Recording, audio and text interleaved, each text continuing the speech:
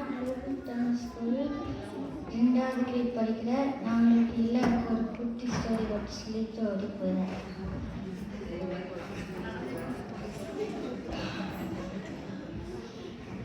இந்த கதையில் 2 ஹீரோ இருக்காங்க. ஒன்று முயல், அதுக்கப்புறம் 2வது சிங்கராஜா. ஒரு காட்டில் ஒரு முயல் அதோட குடும்பத்தோடு வாழ்ந்துட்டு அந்த முயல் ஒரு அழகான தோட்டம் வச்சுருந்தது.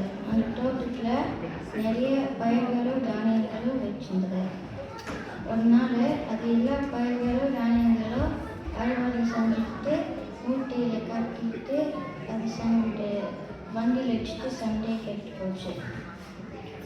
போகிற வழியில் ஒரு மூட்டை விழுந்துச்சு.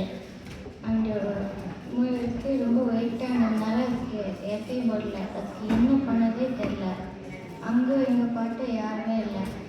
அதுக்கப்புறம் தூரத்தில் பார்த்தா நம்ம சிங்கராஜா வந்துட்டாரு.